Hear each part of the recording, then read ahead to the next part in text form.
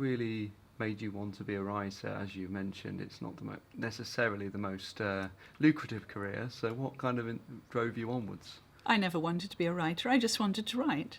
I became a writer almost by accident, given that I was told that I wasn't going to make a living out of it. And so I wrote for a long time just for pleasure.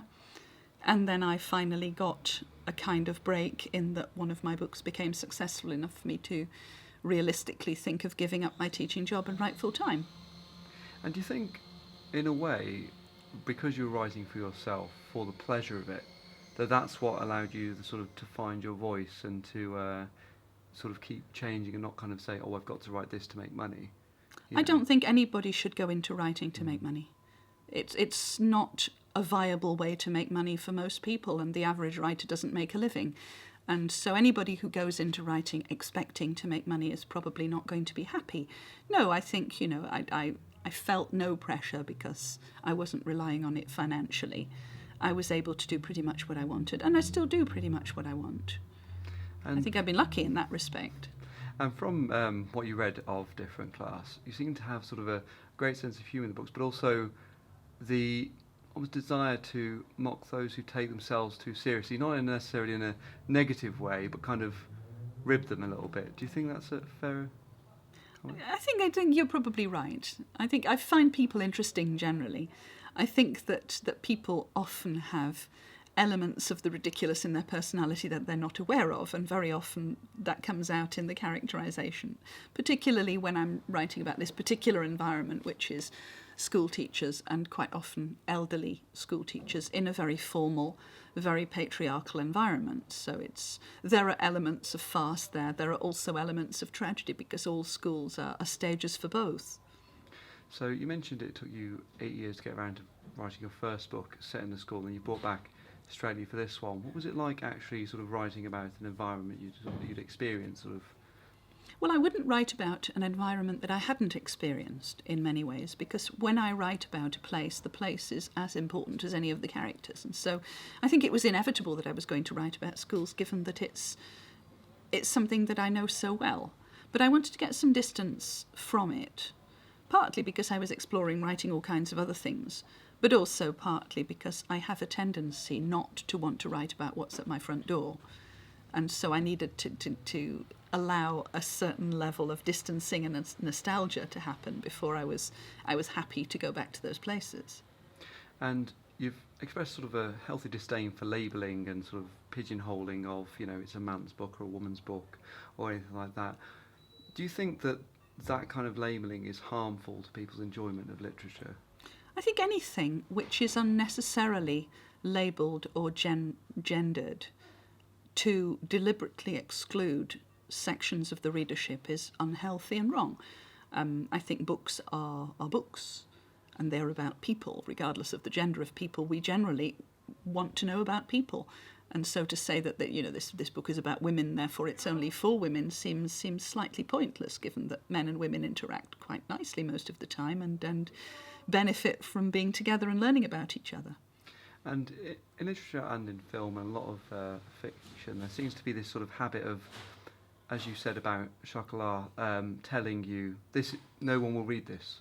Obviously J.K. Rowling experienced it from a film perspective, Star Wars experienced it, all these major, really popular things that have come out of nowhere. Do you think the things that people don't expect people to want to read are kind of the things they do want to read, they just haven't been shown them yet? I think that's true. I think marketing people tend to base their assessment of what will sell on what has sold already.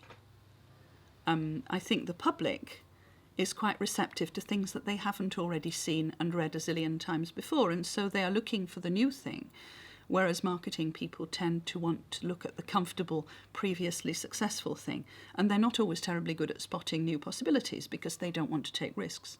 Readers quite like to take risks, I've found. And you write in the book from a male perspective. Your narrators are male, and a lot of people do actually. They kind of write themselves in the way they are, so people kind of steer away from writing as a different gender or a different race or anything like that. How do you find it? Do you sort of just write a character and then gender comes later? I just write people. I don't tend to think about gender. It doesn't come later because usually the character is thought out, but I don't perceive gender as something that will make a big difference in terms of what my character thinks, feels, how they're going to react. I tend to write a lot from things that I've experienced, from people I've met. When I was teaching, I knew a lot of people like Straightley. I found that I could do his voice quite well. And I knew a lot of teenage boys, and I found that I could do their voices quite well too. So, getting on to different class, the reason you're here. What is the book about? Obviously, you've mentioned about a boys' school, but what is it? What is the actual narrative for people who? Well, it's a story full of twists and reversals, of which I don't want to give too many away. But basically, the school is in trouble. There is a new head. The new head is there with his crisis team to make the school viable again, and to introduce many things that my protagonist, Straightley, who is generally old and set in his ways, isn't going to like. The thing that he likes even less when the new head arrives is to realise that this is an ex-pupil of his, one who he always disliked and who was at the heart of a scandal which happened 24 years ago and which led to the arrest of one of his friends. And this is a story which has continued to haunt him. And as the narrative unfolds, more and more of this past scandal becomes revealed. But it's really a story about the past and how it haunts us. The book is a sequel, and you mentioned it was your first sequel. So why was this the story that you wanted to continue?